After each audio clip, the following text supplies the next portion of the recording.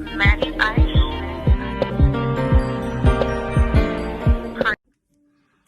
Hello, welcome back. Thank you for joining me here.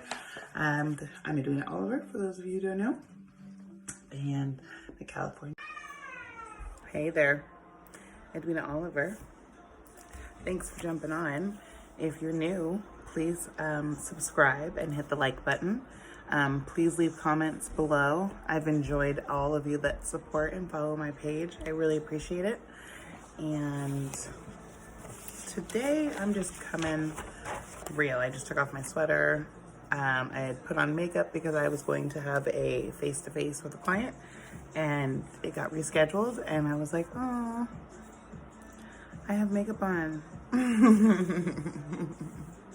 Right? I don't want to waste it. So I thought I would do my flip chart presentation for you guys. Feel free to give me pointers, and if you know anybody that needs to hear this, please send them my way. edwina.oliver1269@gmail.com. You can send me an email, or you can always send me a text as well at 415-871-3320. All right, so usually we would be face-to-face, but I'm gonna do it kind of like this. This is Pandora playing in the back. Maybe it shouldn't be. Alexa, volume down. Okay, so building a financial foundation is a priority, right? So some of the challenges that people might have in life is protecting your family, life, health, and disability, reducing your liabilities and getting out of debt sooner, right? Constant changes in your job, career, business, or living longer without adequate income. That's a big one. And I'll talk about that. So some of the solutions that I can provide is providing financial education and understanding of money basics, okay? Assessing your current financial situation and helping you develop and implement a strategy to work toward your financial goals. Implementing a strategy with regular review. All of that is free. It's all free, okay? So now's the time, right? I mean, who knew? Now is the time. Individuals and families across North America are hurting financially and more confused than ever about the steps that they need to take, and that's where I come in. There's a wealth formula, pretty basic.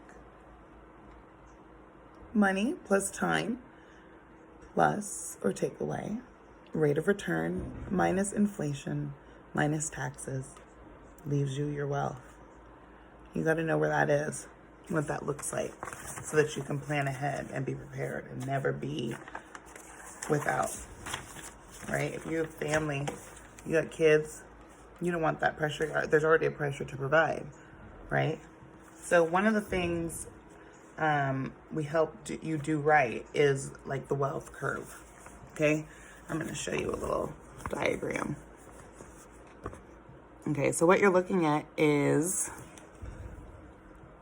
this is your younger self. So as your younger self, you generally have less security. So that's the law of decreasing responsibility, right? Because you're taking care of yourself and your family.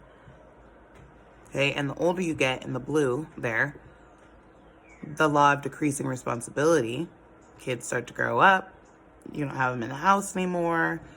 Once they're through college and they're married and on to, taking care of their own family, it's just you and your spouse, you're going to have less responsibility. So generally, you'll be more secure. So you want to make sure that is the case, right? So you want to make sure you're saving enough money to take care of yourself. So small changes, big money, right? So example, let's say you take small changes and you take $10 a month and you save that. That's about $300 a month. So you ask yourself, can I cut down on the following? You got sodas, cigarettes, lattes, cable TV. That's a huge one, but you could do it. What if you did it for 6 months and saved $300 a month, right? Let's do the math. 6 times 3 is 18, so $1,800, right? New gadgets, shopping, driving, a big car, eating out, and partying. And now I feel secure about my answer. I'm insecure about my answer.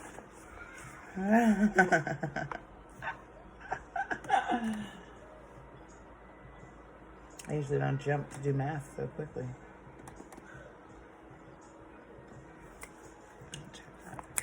All right, so $300 a month at 8% in 30 years is $447,107. $447,107, right? If you doubled that, $600 a month at 8% in 30 years, $894,214. Discipline and consistency are key, and anybody can do this. So let me check the math that I just blurted out. Should be simple. Yes.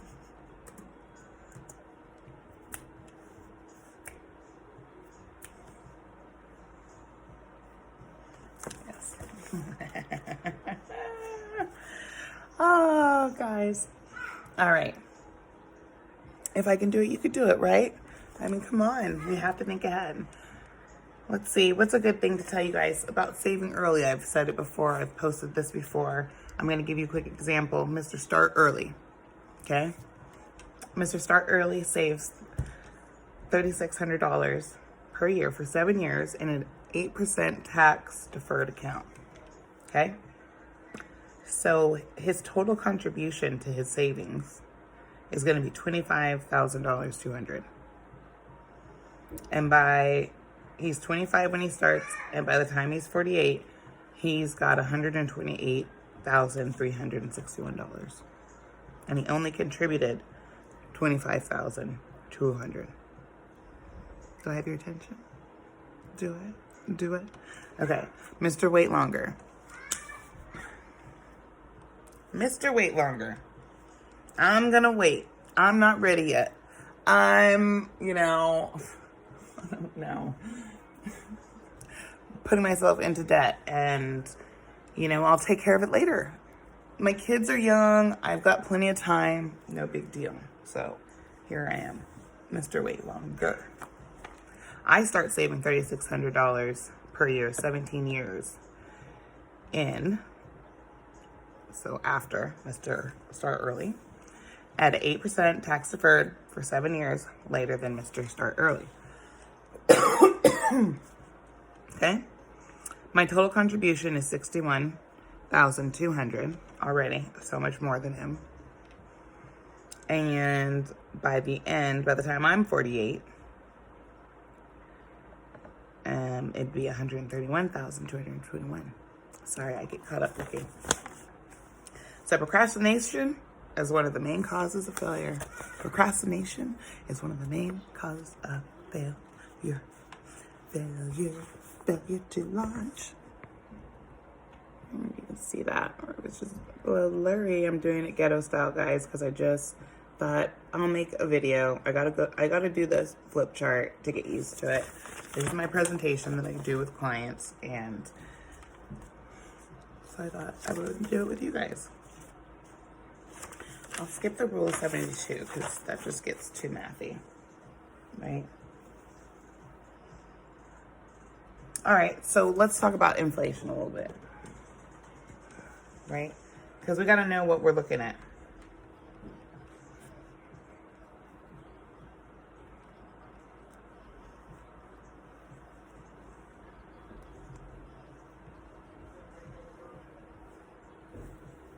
Okay, I guess this is a good one before I jump to the other thing. So know your risk.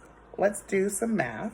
Mr. A and Mr. B both have $100 to invest in the following scenarios. Who ends up doing better? So get some pen and paper out. Scenario 1. I'll be your teacher. Scenario 1, okay?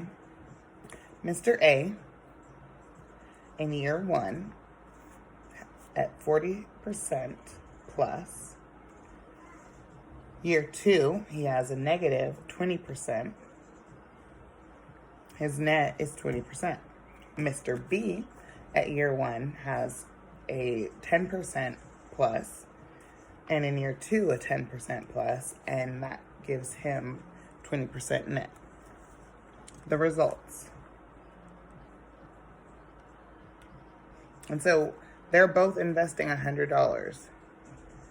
Okay? I don't know if I said that. So Mr. A at $140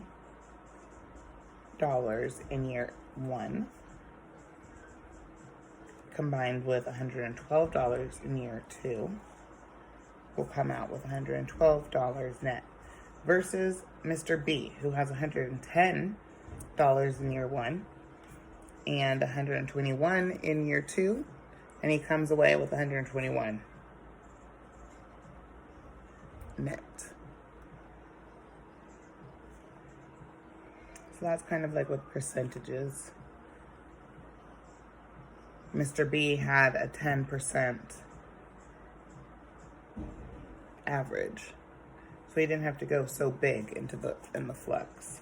Where Mr. B, he had the 40 plus 1 year, but then the next year he had negative 20%, right?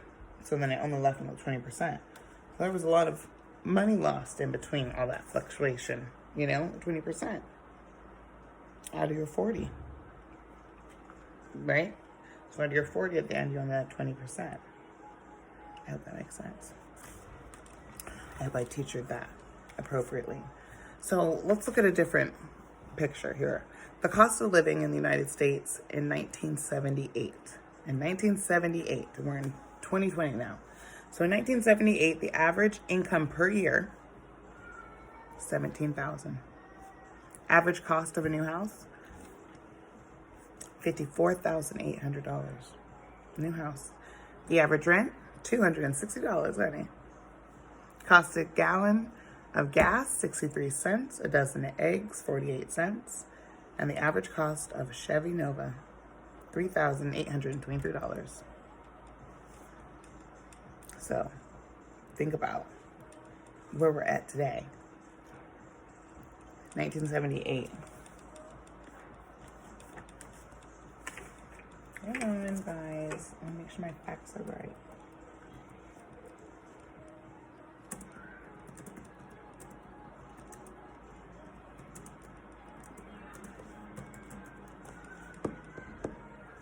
"42 years ago, 1978. I was born in 1980. Okay? So just within my lifetime, the cost. An average home nowadays, the median price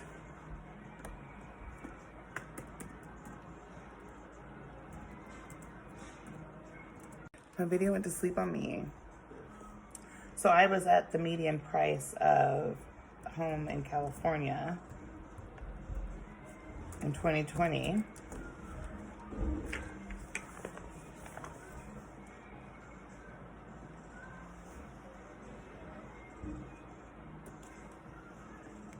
Right now they're saying the median price has jumped to $615,000 for a house versus $17,000.